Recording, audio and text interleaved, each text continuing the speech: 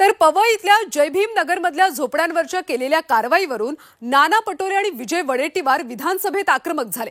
झोपडपट्ट्या तोडल्याने 600 कुटुंब रस्त्यावर आले। बुलडोजर गरिबांना उद्ध्वस्त करण्यासाठीच आहेत का असा सवाल वडेट्टीवार यांनी विचारला।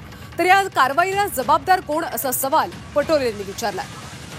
पवई मधल्या जय भीम इथल्या झोपड्यांवर महानगरपालिकेने कारवाई केली होती। यावेळी अनेक झोपड्या तोडण्यात आल्या।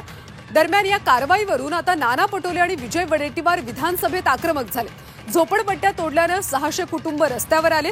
बुलडोजर गरिबांना उद्ध्वस्त करण्यासाठीच आहेत का असा सवाल यावेळी विचारण्यात आला।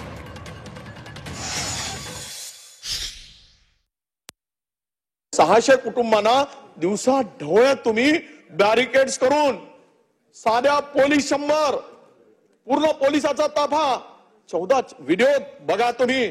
महाराष्ट्राची लाज आणि मागासवर्गीय अन्याय दिसेल। मी तुम्हाला व्हिडिओ पाठवतो अध्यक्ष महोदय। 14 वर्षाच्या गर्भवती स्त्रियाला मारलंय। कुठला न्याय आहे? हुकुमशाही आहे की काय आहे? विरोधी पक्ष कोणाचा आहे? हा बुलडोजर काय गरीब माणसावर आणि मागासवर्गीयाचा उद्ध्वस्त करायला आणि बुलडोजर बाबा म्हणून सांगताय? लाज वाटत नाही तुम्हाला?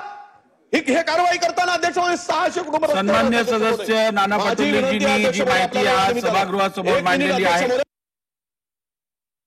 उच्च न्यायालयाचे आदेश आहेत की आपल्याला 1 जून पासून 30 सप्टेंबर पर्यंत पावसाळ्याच्या काळात कुठचंही निष्कासन करता येत नाही। त्या संदर्भातली संपूर्ण चौकशी शासनाने करावी आणि जर का या आदेशाचं उल्लंघन झालं असेल तर संबंधित अधिकाऱ्यावरती कारवाई करण्यात यावी।